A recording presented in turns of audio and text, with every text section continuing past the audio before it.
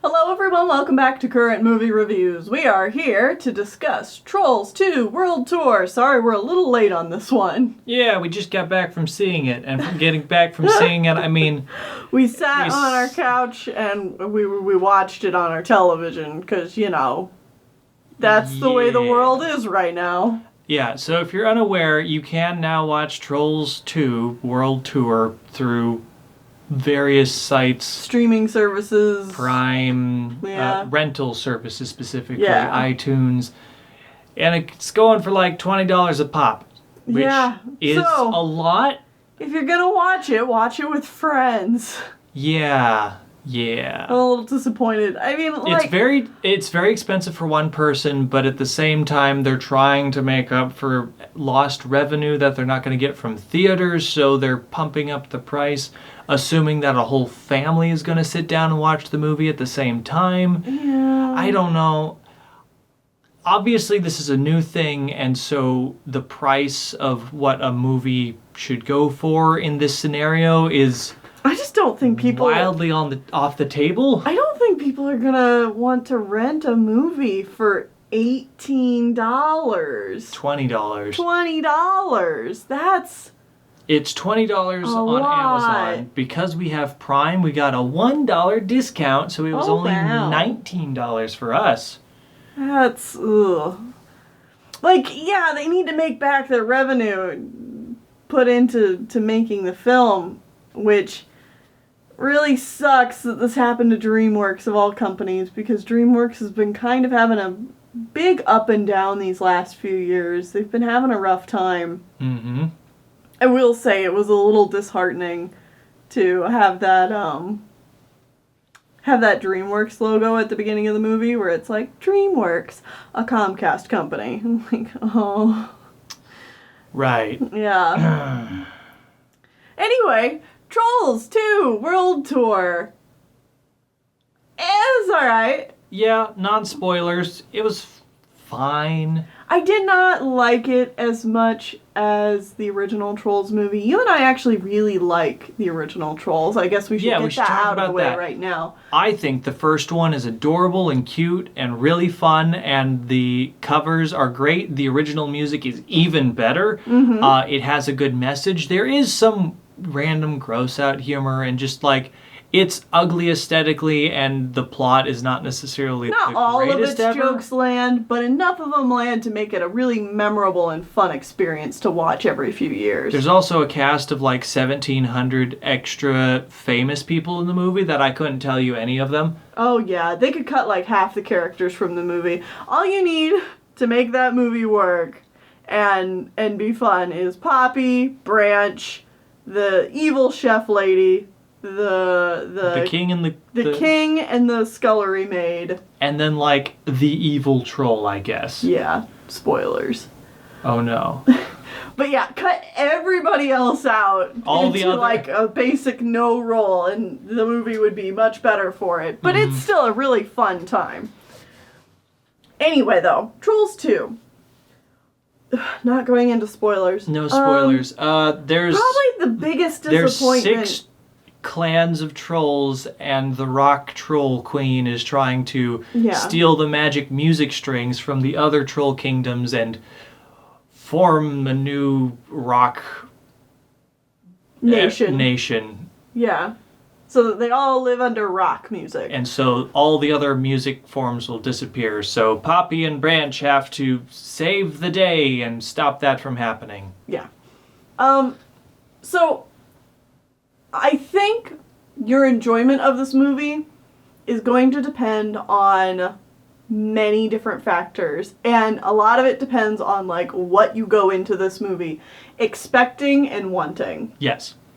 If you are wanting more development between Poppy and Branch... I'm sorry, that's not... like any of the characters or anything like that, that's pretty much off the table. The characters don't progress anywhere. If you're coming into it hoping to see some cool covers of some different music... you might get that. You might get that. If you want a new... if you want to hear a bunch of covers of some mediocre to good songs done in a mediocre to not okay way from a bunch of different genres, well, guess what? You're right at home. Yeah, you're right at home here. Do you want one new song that is really lackluster and boring? You're also gonna get that. I don't want to over-exaggerate how unimpressed I was with this movie, but that's the general feeling. I was very, unimpressed. This was ambitious because you want to... The main premise of the movie is they want to do even more covers of a lot of different genres of music. And they got pop stars in those genres to sing those songs. So the pop cast is... not pop, but the... Star cast. The star cast has gotten even larger because they got I don't know, some country... Kelly Clarkson. Yeah, that's her name, for the country trolls, and they got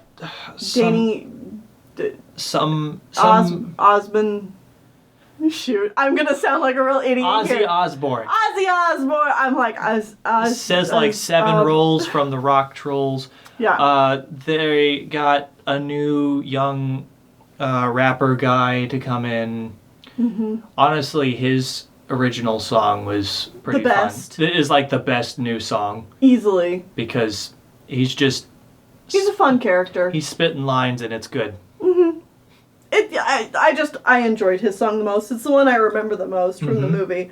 Kelly Clarkson's song's not bad, but I don't really remember it. Basically, the biggest thing I remember from the country section of the movie is I was like, wow, they made country as tolerable as possible. And I think that's kind of a theme throughout this film, which also is kind of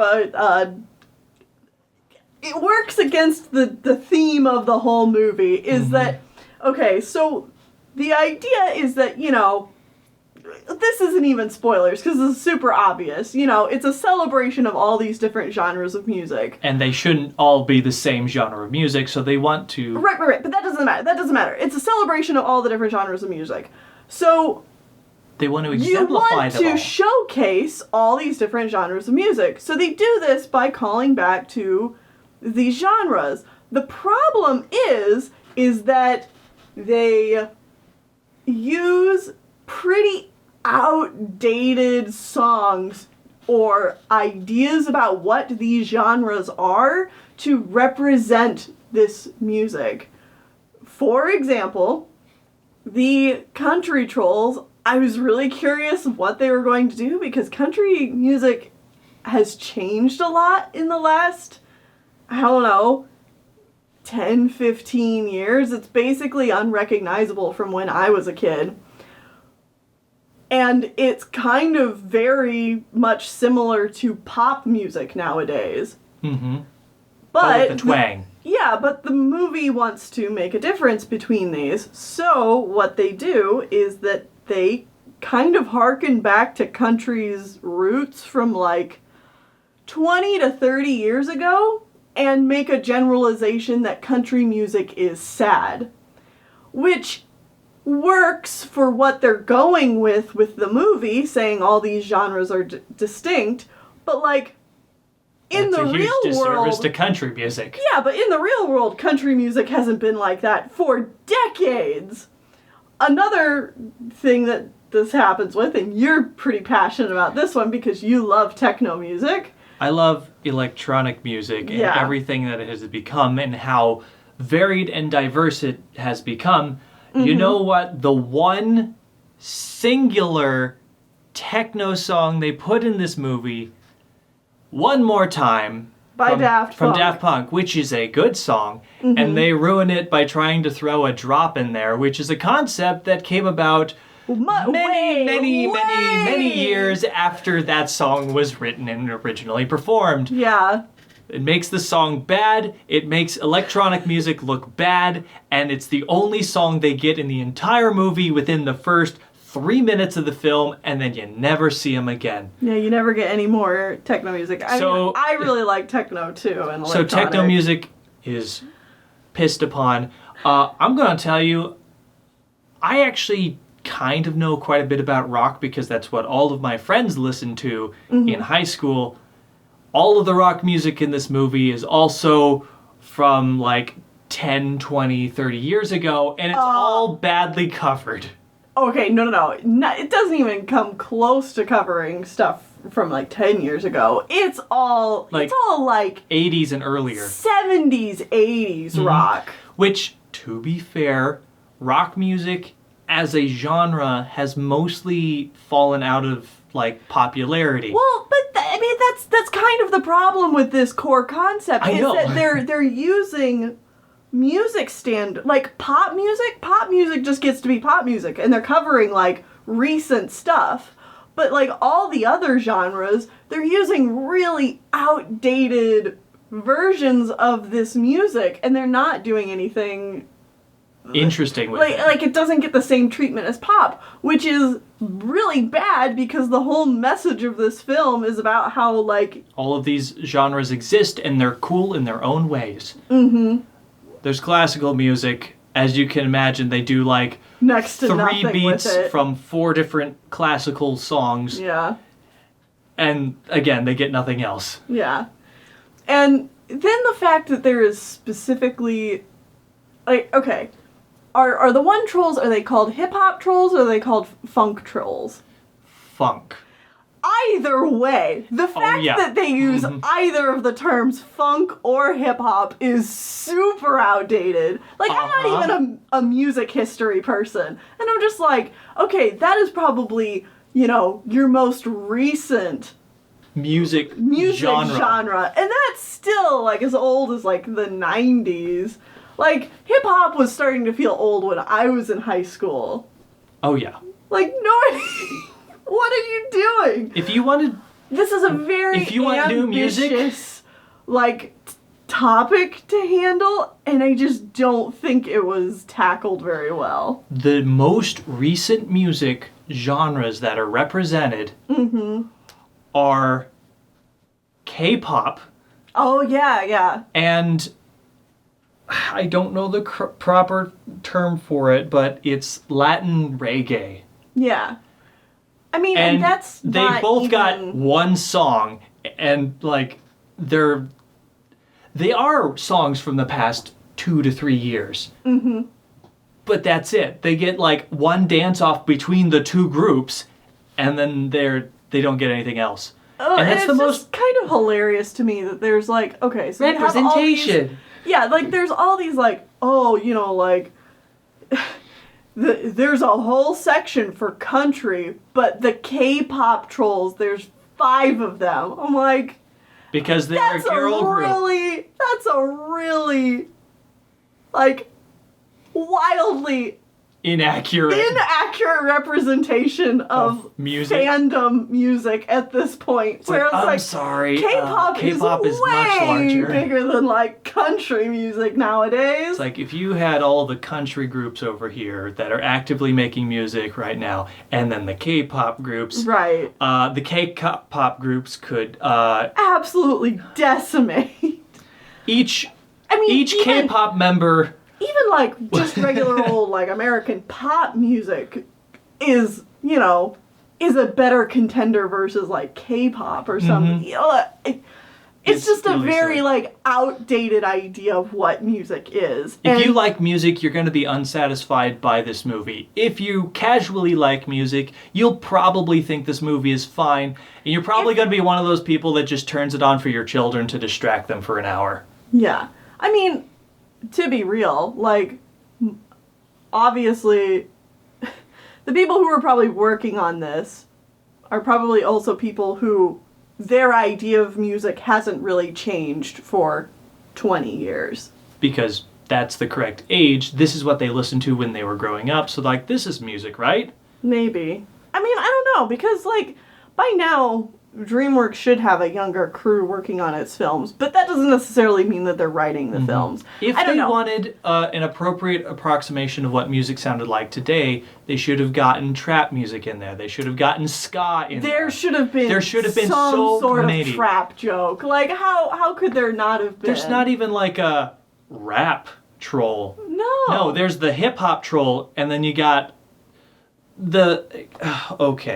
Okay, I think we're gonna still considered too edgy to show in a children's movie? Dude, I don't know. Like, come on. I mean, let's see. They're using rock as the villain. Yeah. Which is such an outdated idea. All right, we're moving to spoilers. Thing aside. We're moving to spoilers at this point, I think. But no. Before we move to spoilers, if you could set the music stuff aside, let's talk about plot. Care about that kind of thing. I think there's still a lot to like about this film. I don't think it's bad. I was just kind of unimpressed, and I guess I had expectations a little too high for this, and I think it's pretty obvious that this film has a lot of potential in, like, what it could have said with its story, and, like, there's something there, but it didn't quite reach that. Yeah. So now we can go into spoilers. All right, we're going into spoilers. Go watch it yourself if you want to, or wait till it's cheaper on Netflix or something. So the funk trolls are very clearly coded as the black trolls. Mm-hmm, understandably. Which, yes, fair. It's a black form of music, which has been appropriated by other cultures and stuff, which is why the hip-hop troll is also there. But anyways, their biggest thing is their music comes from their culture, and it's like the one thing that the queen of those trolls says multiple times over. That music is part of our culture, so we can't just become one big nation, because that's Poppy's goal. Mm-hmm. So Poppy in this movie Poppy and the villain of this film are doing the exact same pretty good foils to each other. Like, yes.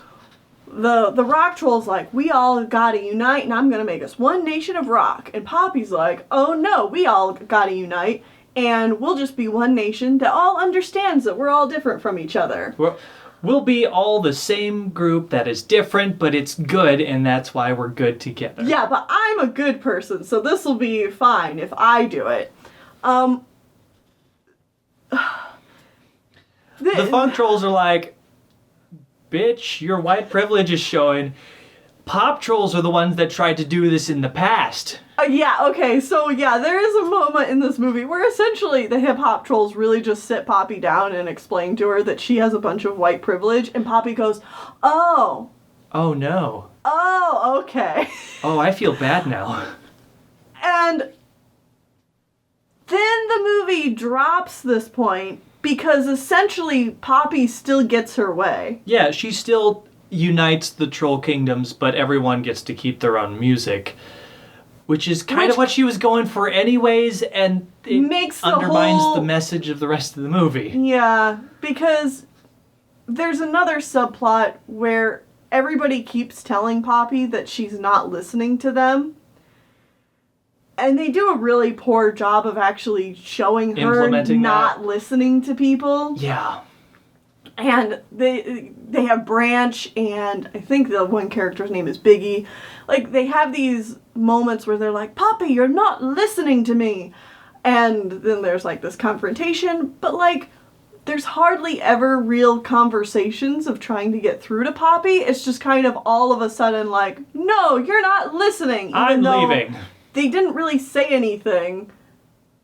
And then they leave, and it's really contrived, and Poppy and Branch have this subplot going on where Branch is trying to confess his feelings. Even though the first movie ended with him saying, or not like ended, but he says I love you to her. And the whole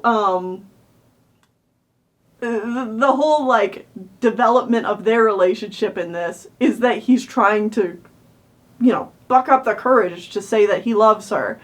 It's like, you already did this in the first movie. Yeah, this feels really unneeded and also super tropey. Incredibly tropey to the point of I just don't care. Like, it wasn't... Just... There's a lot going on in this movie. There's too many subplots, and all of them get the most bare bone treatment of development. Which is really unfortunate. Because these are fun characters. Mm-hmm. The trope of usually the guy of a guy-girl relationship trying to buck up the courage to propose to their significant other while the significant other is completely oblivious that this could even be a thing. Mm-hmm. Just is a bad trope, and it reflects badly upon real couples, because if real couples act like this, what's wrong with you people? Yeah. When you're in a relationship, you generally want to talk to them about your feelings and about your future plans of where you see this relationship going. So if you feel like you're at the point where you're going to propose, you've probably discussed that. Should have discussed good the possibilities. communication with each other. You should have discussed the possibility of proposing in the future, so the other person isn't just completely oblivious to the idea happening in the first place. I hate that trope. It's really dumb. And oof. And we've seen it twice in the past year. Yeah, it's the exact same plot line from Frozen 2 and this one. Yeah. Oh, man. Ooh, At least they didn't make a stupid love triangle out of the Hickory. Hickory, who is a country troll that busts them out of jail. Spoiler, he's not a country troll. He's two yodeling trolls in a horse costume. All right. Hickory's okay, I guess. Like, honestly, he's a perfectly fine character because he actively does not add to a love triangle. He's in fact trying to help Branch out. Figure out how to talk to her. And he's just a nice friend to Poppy, too. Yeah. And I appreciate that. He's a good guy. Mm-hmm. I like where they were going with the villain. I think her name is Barb. Yeah, that sounds correct.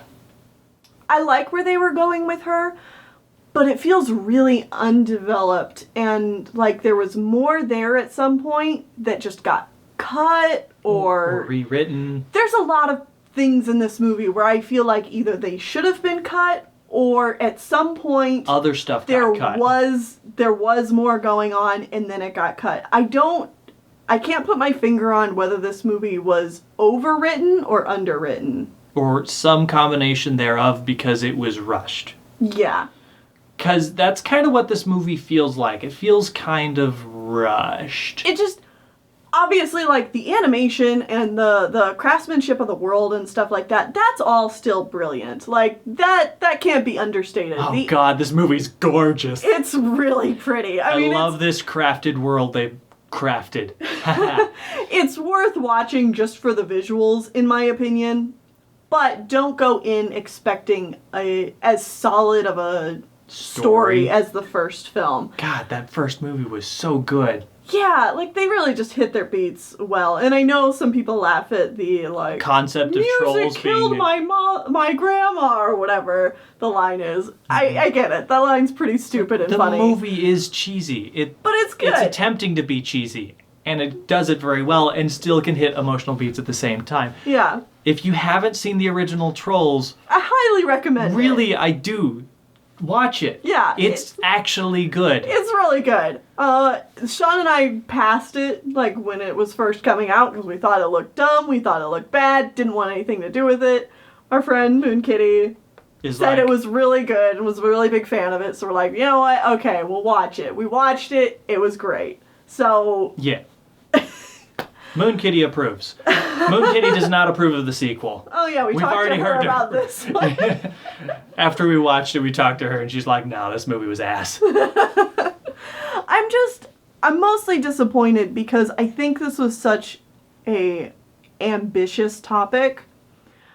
But I think it was way too ambitious to figure out how to make a cohesive story about different genres of music coming together and still retaining their identities. Something that, you know, doesn't exist today. Yeah, music people will argue about to this day, whether that is a good or a bad thing. Yeah. And there's just not enough time in an hour-and-a-half long movie to explore this subject and get a satisfying message out of it. Yeah, so the final song of the movie is, as you expect, a big... We can all sing our own kinds of music, but we're going to do it all with a vaguely pop overtone. And then we'll have, like, verses, or for each of the different music genres. Spoilers, some of the genres still don't even get a full verse. Like, the techno and the Classical. they both get like a small chord. You get a music, like a little music sting there. Boom, that's the techno bit. And now it's just going to kind of fall into the background because you can use techno music in pop because of course you can. So they don't get their own part of the song. Right. It was bad. It was long. It's not bad. It was boring and slow. It is not True Colors at the end of the first Trolls movie. Because that movie was amazing. Yeah. It wasn't True Colors, and it wasn't... Can't Stop the Feeling. Can't Stop the Feeling. Yeah. Which was written for Trolls 1, and is amazing. It's a good song, man. Can't stop the feeling. Dance, dance, dancing. Yeah. Can't stop the feeling. Yeah, the end of this movie does not punch the way the first movie does. And I don't just want to keep comparing it to the first movie, but, you know, when you're doing music and sequels, and the music is kind of like... The core of your series. The core of your series, and it's kind of the part that is a little lackluster. You can't help but talk about it. Yeah. But anyway. I think that's probably enough about this disappointment. Yeah. I was really excited for this one. Like, this is definitely a movie. I was really movie. hoping that it was going to be at least some fun covers of music, but this I was just kind of... one movie this year that I was looking forward to seeing. Oh, God, it was, wasn't it? Mm-hmm. Yeah. So, the next movie we're going to watch... Did you like this one more or Onward? That's a good question. I would say Onward, personally. Yeah, I think Onward is still a better movie overall. Mm-hmm. That movie definitely still had its own problems, but... It's charming. Yeah, this one just felt messier. Mm-hmm. Which is saying something, because we thought that movie was kind of messy. Yeah, it's unfortunate. Yeah. But anyway, I don't know what's next. I don't know if we'll be able to go to a theater to see what's next. I want to say it's coming out next month, and I want to say it's Scoob. But a lot of things have also been delayed. Yeah, there's a lot of things now delayed, and other things that might try to pull this route again, like just do a digital release instead. I know but the problem with delaying animated films is that they cost a lot of money, and you gotta make that revenue back. Mm-hmm. So... This could do horrible things to the animated... For the animation industry. I mean, obviously this is... The fact that everyone's stuck inside... That is small fry compared to everything going on in the world Everyone right being now, stuck inside, it's going to harm everything and everyone. And people are literally dying right now. So our thoughts on a random animated movie and the repercussions on the economic crisis that there is thereof doesn't really hold a whole lot of merit. But hey, maybe this distracted you for a while, and that's what we're going for, I guess. Have a good day, everybody. Hope it's rockin'. Yeah.